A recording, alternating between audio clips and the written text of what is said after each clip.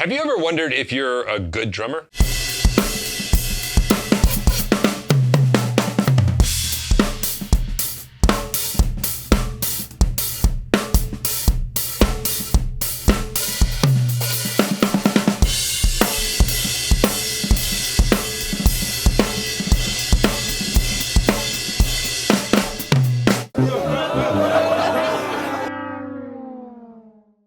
I have. I've wondered a lot, like, am I a good player?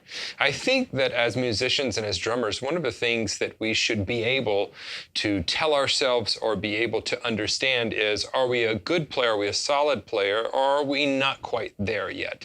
And so this video is going to give you 10 quick things, just like a checklist that you can go through and look at and see. They'll help you understand, am I a good player?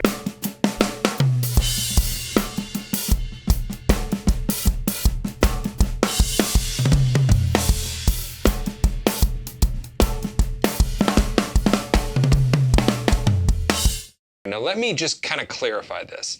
I never wanted to be the best player. I still don't care to be the best player. I want to be the best teacher I can be. I don't care if I'm the best player in the world, because that's a goal that I can't reach. It's unmeasurable.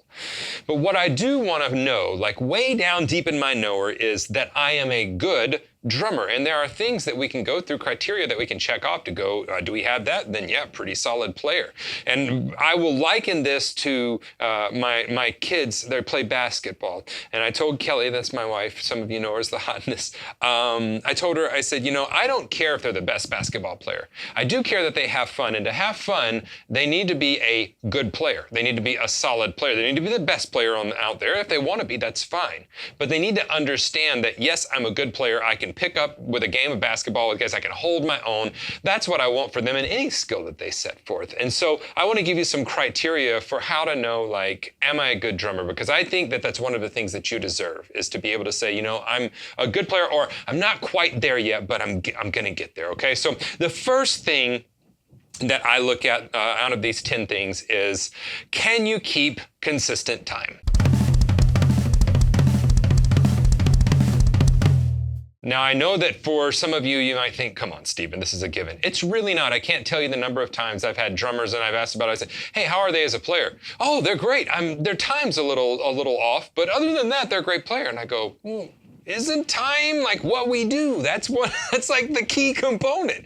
So for me, that's the first thing I'm looking at is, can you keep consistent time? Yes, you should be artistic. Yes, you should be able to express yourself. But at the core, as any musician needs to be able to keep solid, consistent time. Let me give you an example of that. This is consistent time. 1, 2, 3.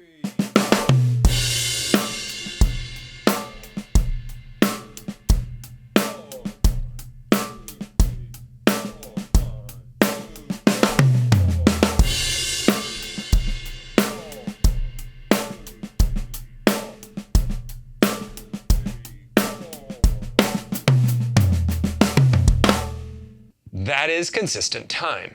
What consistent time is not is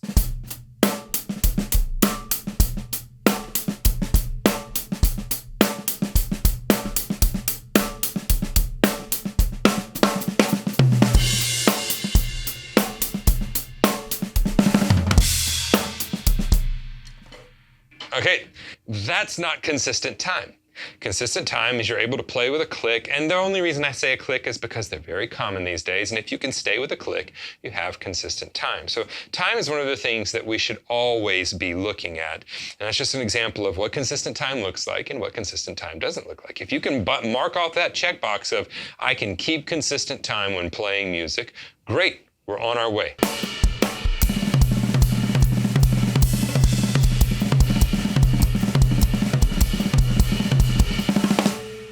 The second thing I would look at is, are your transitions solid? Are they clean? Can you nail the transitions? What is a transition?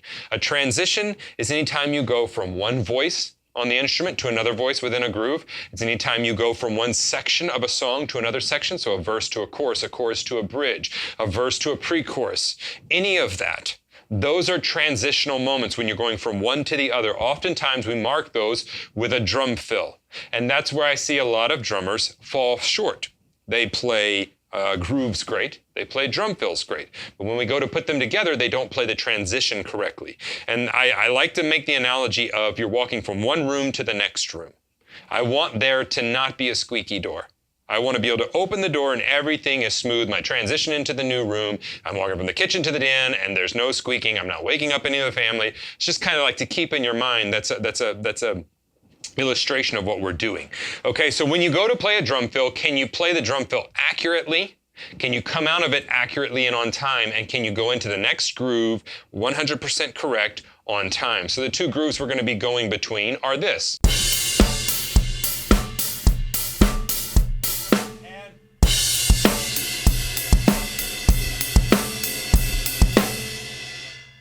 So I'm going to do a drum fill into those, and then I'm going to make sure that I can play it cleanly, consistently. So let's do that correctly. 3, 4.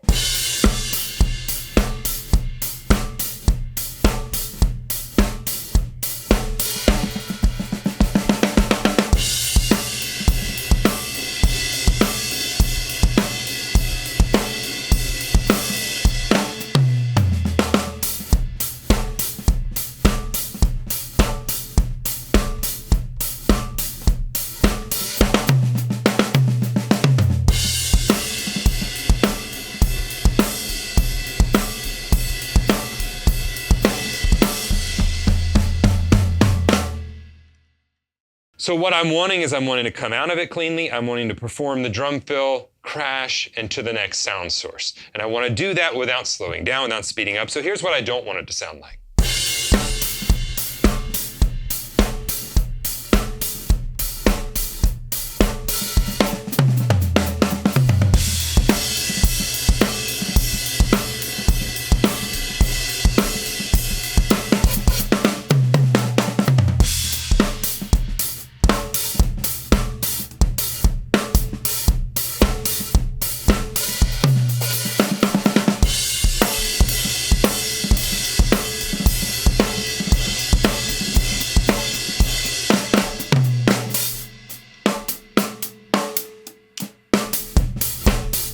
Right? So lots of stuff happening there. And obviously I'm over-exaggerating this. What we're doing is we're not nailing the fill's speeding up or slowing down, we're dropping beats, we're coming into the new groove, and some of you are laughing because this is you, and I'm laughing because it was me for so long, right? I always chuckle to myself whenever I hear a student do that, not because it's like, oh, that's hilarious, it's like, I remember, I get it, like let's smooth that out. And you can hear it and you don't know how to fix it, that's one of the problems. And so you want your transitions you want to nail them every time, you want to go cleanly through it, in time, go into the new groove, no hiccups. You want to be able to hit that new groove immediately. So that would be the second criteria I look at when I'm trying to mark off, like, am I a good drummer? I can keep consistent time, my transitions are clean, and I can pull them off with no problems. This third one has to do with something called articulation. Do I have the ability to articulate my playing, to articulate my beats, my drum fills, those types of things?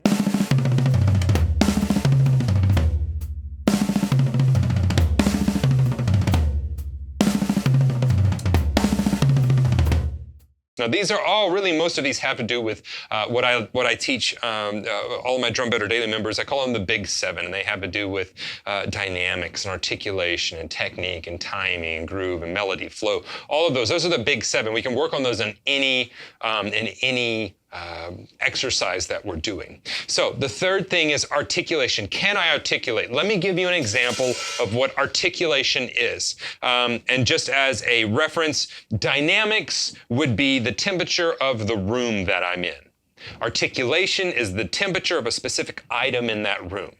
So dynamics are the volume that the entire piece is at. We're at fortissimo, we're at pianissimo. Articulation is the way you treat a specific note within a pattern that you're playing. Are you buzzing it? Is it accented? Is it ghosted? All of those things are articulation. So let's check this groove out. I'm going to play a simple groove.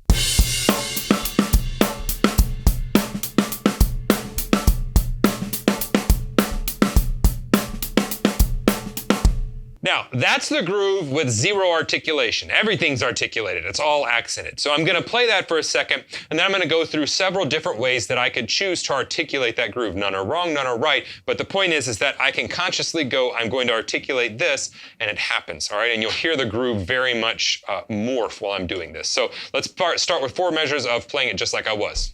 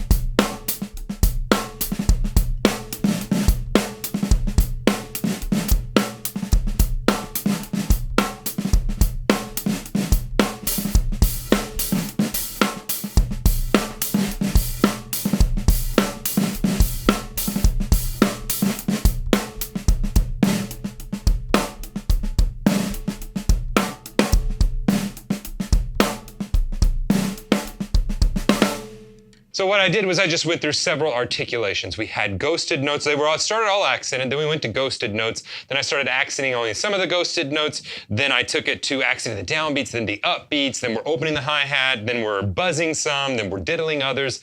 All of those are examples of articulation. So they are the temperature of a certain note. It's how we treat a certain note.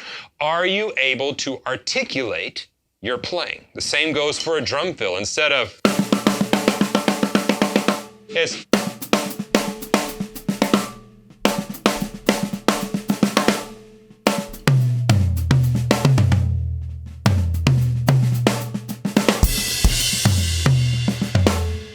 see the difference? One's articulated and one's not. The fourth thing we need to look at whenever we're trying to just kind of check off boxes of can I feel good about my playing? Does what you play feel good?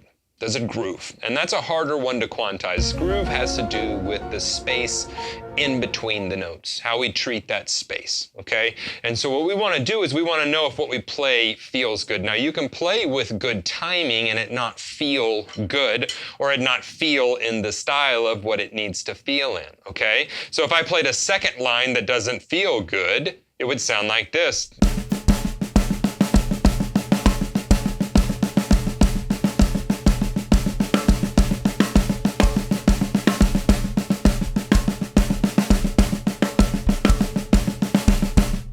Okay, what's happening there? We're not articulating the notes like we need to. We're not swinging the notes. We're not playing in the cracks. We're not playing in the style. And it just doesn't feel good. Sometimes we're rushing some notes. Sometimes we're dragging some notes.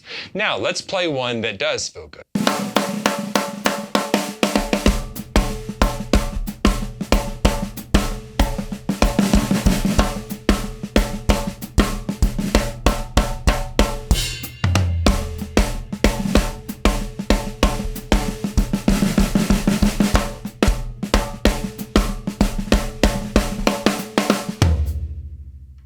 That feels better, correct? So it grooves. A lot of the times whenever I'm trying to figure out am I playing good groove? I'm looking at the room. I'm looking are people bopping their heads? Are they dancing? When you're in the studio, you can always tell. When people start tapping their foot, they start hitting, you're okay, we got a take that works. So does what you play groove? Now this fifth thing is harder to quantize, and it's something that I've spoken with players about because they have band leaders that need them to play with authority. So do I play with authority? Now, authority is not volume. Authority has nothing to do with that. Are you playing timidly?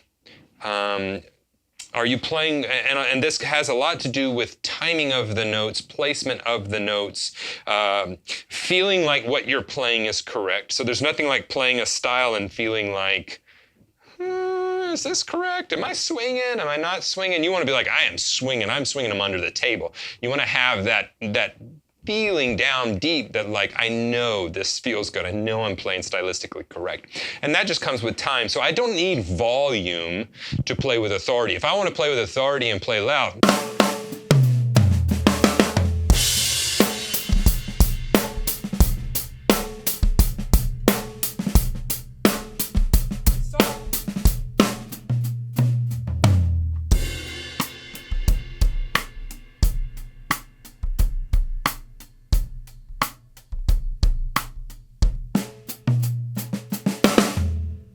this one's one that's hard to quantize, and I've had to talk to several people about it because they have band leaders on a professional level that are like, they're not getting something from them and they don't know how to explain that to them.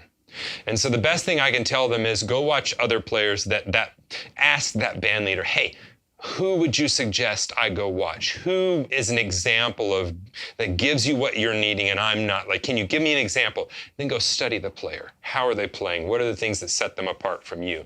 Playing with authority is something that just comes with time and maturity, but you'll know once you get there with it. So that's a harder one to quantize, but again, that one is playing with authority. Now, number 6 is another one of the big 7. It's, can I play with dynamics? Can I play loud, but also play the same thing soft with authority, right? With that same feeling. Can I do that? Can I crescendo when I need to? Can I play the same pattern at fortissimo as I can at pianissimo? That's a very important thing. Dynamics are, to me, one of the most underutilized tools in music. They're really, really so powerful, okay? And you can take a very, very simple phrase, and if we add dynamics, we can make it much deeper than it would appear at the level. So here's an example of something.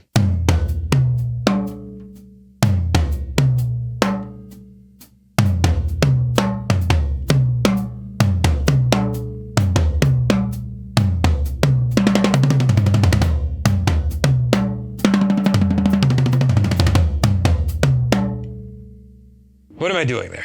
Zero dynamics. I have one dynamic. It's as loud as I possibly can play. Right? Now let's take that same thing, all we're gonna change, use the same type of a melody, and we're gonna play with some dynamics.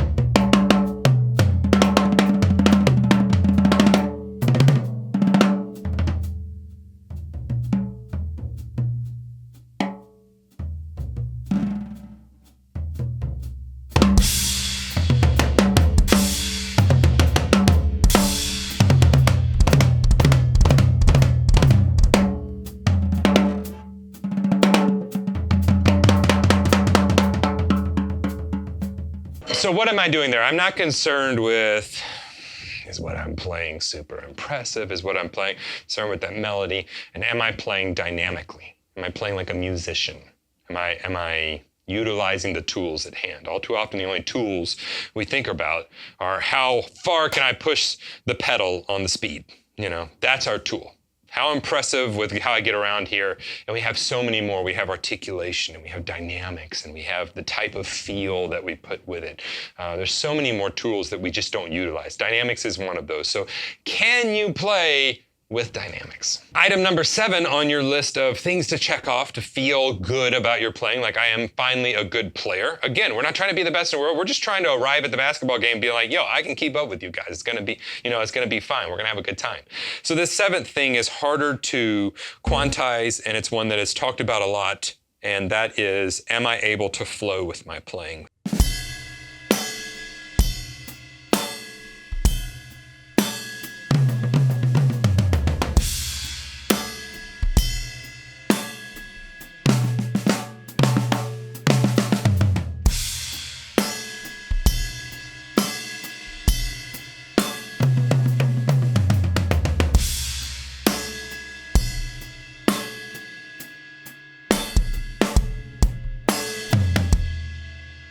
So am I able to think of an idea, go into that idea, come out of that idea? Yes, it has to do with transitions. Yes, it has to do with timing. Yes, it has to do with groove. But can I put all of those together and put myself in the moment and something happening? Can I flow, even if it's something simple, can I flow into that and be able to respond in time without breaking the flow and feeling like I'm on a bumpy car ride. So flow is one that's harder to get to, harder to explain, but it has to do with becoming much more comfortable with the ideas that you're working on, with the grooves that you're playing, with the things that you're playing, not playing outside of your skill set. And you really have to have those building blocks before you can get to flow, and that's timing and groove and all of those things, because to flow, you can't be worried about a lot of things. Flow is the state that we get in whenever we're just like, the easiest way to explain flow is to watch a basketball is a great one. Watch a basketball team that plays together really well. They're flowing, like the ball's passing. It's just like it's effortless to them. Another way is watch a kid that's playing with Legos or something. When they're in the flow of playing, nothing obstructs them. Everything is okay. Oh no, the cat knocked it over. That's cool because they're, an evil cat. Like everything is okay. And they're just flowing with it. That's where we want to get in our playing. And that's a harder one to sit here and go, this is how you flow. But it is one of those things that you should check off and go, am I always blocked up when I'm playing? Or do I feel like I can get in the moment and with the tools that I have available to me, even if you're at a beginner intermediate level, can I express, what needs to be expressed for this song? The eighth one, some of you won't get, we're getting into the more musical components of this at this point. So the eighth one is, do I understand basic song form? Do I understand what a verse is? Do I understand what a chorus is? Do I understand what the pre-chorus is? Do I understand what the verse chords sound like? Do I understand what the chorus chords sound like? Do I understand what the intro sounds like? Do I hear how that sounds different than the chorus? Can I hear when it goes from one to the other? Do I understand what, if I say AABA form, do you understand what that is? If I say we're doing verse, chorus, bridge, then out, do you understand what that means? Can you think in those chunks of terms? So that's one of the things that I work with students on, is being able to hear that transition coming. You hear that 5 chord. Do you hear what's happening there? You hear the tension. You hear that 7. We need to, that's got to be a release. That's something that you can learn to hear. And you don't have to learn, chords. But you do have to be aware of like, okay, this is the verse. So that sounded different. This has got to be a different section. What's that? Okay, they labeled that as the chorus. Cool. Well, what's this? Oh, this is the bridge. Okay, so I see it's a verse and a chorus, and then we go back to the intro, and then another verse, and then a chorus, and then a bridge. Do you understand that? Can you walk through that? So that is another criteria that I would look at to say, like, are you a good drummer? Well, do we know song form? The ninth one, again, this is getting into more of a band situation where you're playing with other people. Do I play well with others? Now, we can do everything great in our practice time, but when we get to playing well with others, this was a big hurdle for me. And that is, do the nerves take over? Does your timing go away? Are you able to get outside of yourself and hear that there's other music going on? That is an example of playing with others. So there was a time in my life when in my practice time, I could do, and a lot of you will relate to this, I could do everything just fine. It was no problem. I could go through practice and it was not an issue. But when I got on the bandstand, the nerves took over. My playing locked up. I sounded tight. I couldn't pull off the things that, even just basic things that I knew I could do. The red light syndrome full set in. I was so consumed with myself and the music and inside the page that I could not get outside of myself. So that is a muscle that you can flex and you can work out. And that is just, the more you get out and play with other musicians, the better you're going to get at it. So don't be concerned if that's your problem right now. You're like, I made it all the way to number 9 and I'm not there yet. That's okay. Just get out. You know what to focus on now. Get out and play with other musicians more so that whenever you get in that situation, the nerves no longer take over. There's not tension. You're not speeding up and slowing down, all of those things. I've heard a lot of players and then they get in a live setting and they go to the chorus and all of a sudden we just sped up 10 BPM through one drum fill. It's a very common thing. You get excited, all of those things. So don't feel bad if that's yours. But if I'm marching on the road of, am I a good drummer? Am I a solid player? That's going to be one that I address. Do I play well with others? And finally, number 10 is going to be one that I'm still learning. I think that all musicians are still learning this, and that is, am I an unselfish player?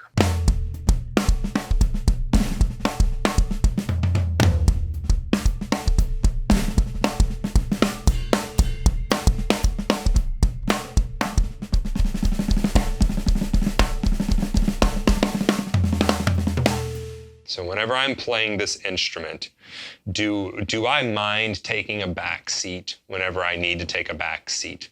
Do I mind shining whenever I've got to shine? Do I mind giving the guitarist a solid platform to solo over? Do I mind supporting the lyrics of this song by playing a solid groove and keeping it? Like, am I an unselfish player? This is the same as, again, just go back, we'll stick with the basketball analogy, and I'm not even a basketball player, but here's the deal. If you feel like, yeah, I'm a good player, and then you get out on the court, and then you do nothing but hog the ball, you do nothing but, like, every time you get it, you're going to go straight for goal. No matter if you have no chance of getting that, you're going to do it. You're going to drive all the way down there, and you're going to, what happens? Other people say, what? He's not a good team player, right? He doesn't play well with others. This leads to you're selfish, right? You have to have it. You got to be the glory hog. So are you unselfish when it comes to music? And that's a different thing than playing with other musicians. That's like another level deeper. And that is, am I so unselfish that I don't mind playing the song whenever the song doesn't shine a spotlight on me? So whenever I'm just sitting there playing a simple bossa nova, am I okay with that? Am I okay with playing a ballad for the dancers that are down front? Like, are you unselfish? Now, I know this was probably a little longer than you were expecting, but I wanted to be really clear with some of these points, and I wanted you to understand exactly what I meant by these points, because I want you to be able to go, yes, I'm a good player. I'm a solid player. I can do all of these things. I'm okay with that. And so then we can move on to other things. Instead of worrying about, am I a good player? You can I'm going to get better from here, okay? So for some of you that just kind of do well with checklists, I would have done well with this back in the day. There's one for you to kind of give you a clue as to, are you on the road to being the player that you want to be, a good, solid drummer? Leave me a comment below. Let me know what you think about this. What are the things that you struggle with the most? If this has helped you, hit that thumbs up button and share it with somebody you think it may help. And as well, if you have not subscribed to the channel yet, I don't know what you're doing. We're putting a ton of content here, a couple every week. Right now, the schedule is Tuesdays and Saturdays that I'm uploading to the channel. The Drum Better Daily program, if you ever want to go deeper with your playing, please jump over there. I would love to have you in the members area. The campus, the online campus is a lot of fun. We have a great community. But whatever you do, I'll see you here in the next video.